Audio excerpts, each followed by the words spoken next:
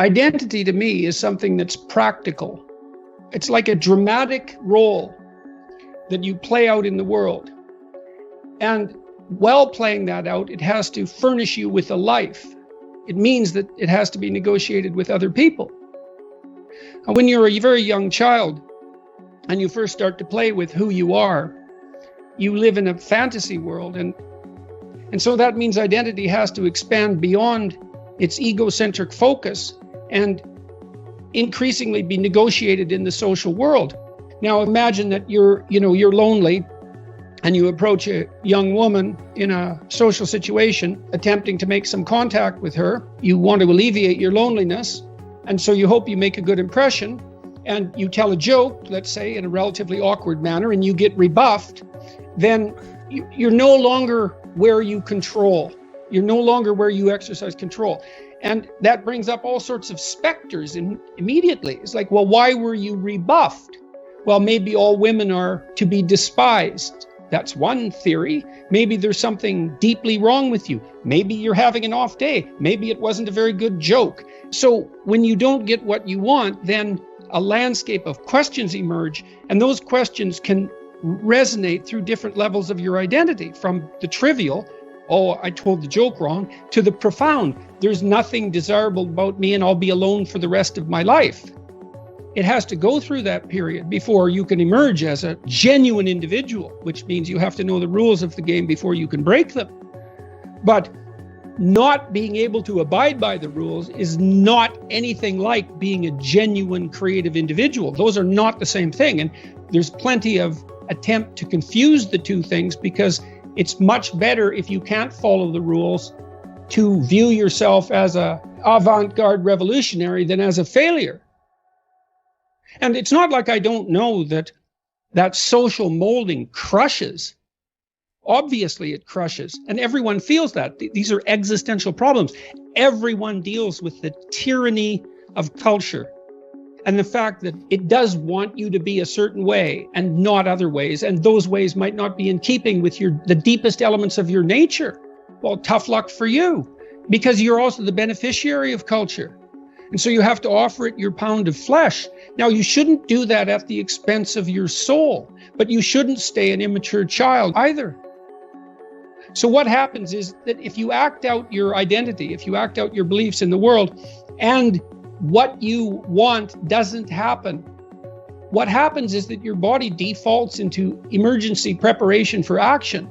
And the reason for that is you've wandered too far away from the campfire, and now you're in the forest, and maybe you're naked. And so what do you do then? And the answer is, well, you don't know what to do. So what do you do when you don't know what to do? And the answer is, you prepare to do everything. And the problem with that is that it's unbelievably draining psychophysiologically. Like, it hurts you. People stay where what they do has the results they want. That's partly why you want to be around people who share your cultural presuppositions. It's very hard on us not to be where we know that what we want is going to happen. We hate that. By and large, we're conservative creatures, even if we're liberal in temperament. We can't tolerate that much uncertainty. And you might ask, well, why? And the answer is, well, because you can be hurt, pain, you can be damaged, you can become intolerably anxious, and you can die. So it's no wonder you're sensitive, or very sensitive, to negative emotion. And so functional identity regulates your emotion, but you do that in concert with other people.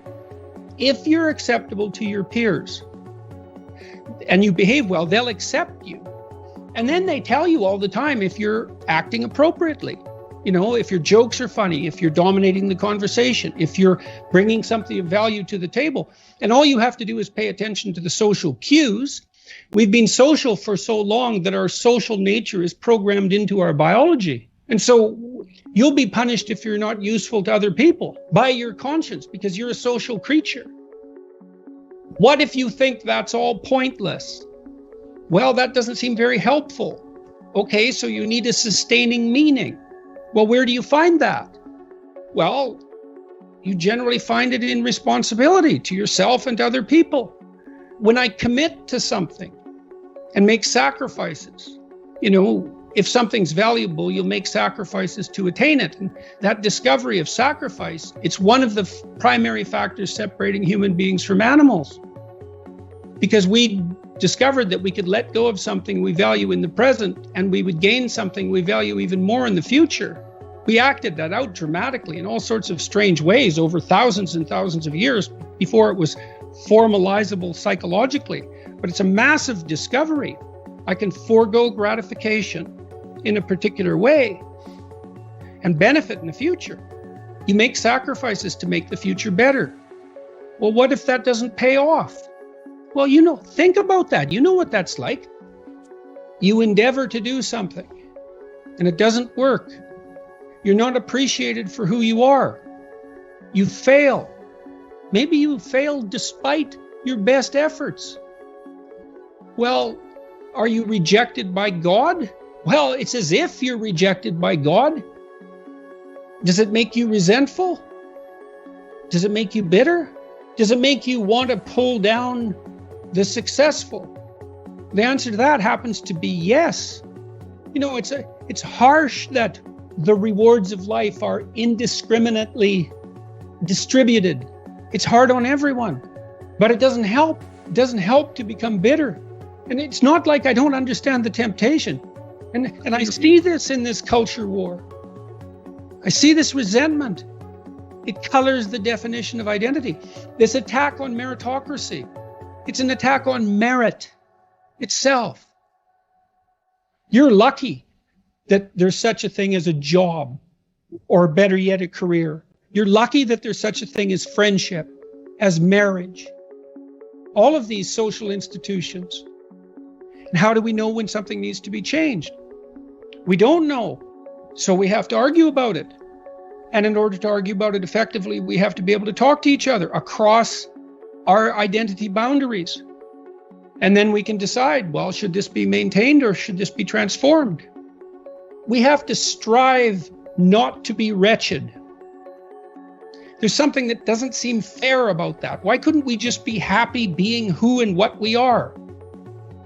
Why is it that we're punished if we don't strive? Well, I don't know. We're negentropic organisms, right? I mean, we have to maintain this incredible complexity in the face of a dissipating universe. It requires effort. The positive emotion that we find sustaining is experienced in relationship to an unachieved goal. It's hope that drives us forward. We want something, and if we see ourselves moving towards that, then we're in the grip of the positive emotion that we find sustaining. It isn't the attainment. Attainment is satiating. Attainment shuts down the system that has been striving for that particular object of attainment. If you're hungry and you eat, you stop being hungry. Now, that's good because the hunger is gone, but that whole frame disappears. You can no longer strive within that frame, and you need a new frame to strive towards. Don't you have a conscience? Doesn't it bother you? And then, can you control it? An answer to that is almost inevitably no. It calls you to account. And why? Well, because you've deviated from the ideal. Whose ideal? An ideal that's making itself known within you, at least insofar as the objection arises. You wake up at 3 a.m. and torture yourself for your iniquities. And you would think, well, I could just shut that off. It's me, after all. But you can't shut it off. You're nothing compared to your conscience. Now, it's strange because you can ignore it. You can not live according to its dictates, but it's not going to leave you alone. I took what I learned about what happened in the Second World War seriously. It's like, wow, we can be really bad. We should do something about that. Like, that was unacceptable. We're getting so powerful that each individual is now a force of almost unimaginable destructive power if they so choose to be. That power is going to continue to increase. And what that means is that the degree to which each of us has our act together is going to be something upon which the world increasingly depends for its maintenance. It's like discipline yourself in one dimension. See what happens. Well, that's exciting. I don't understand, really. And it's really killing me, I think. I might mean that literally. I don't understand why I'm so controversial.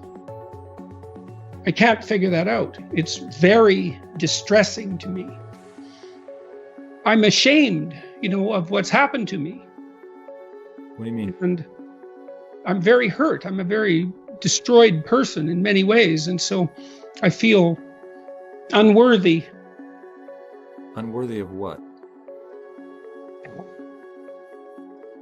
You name it.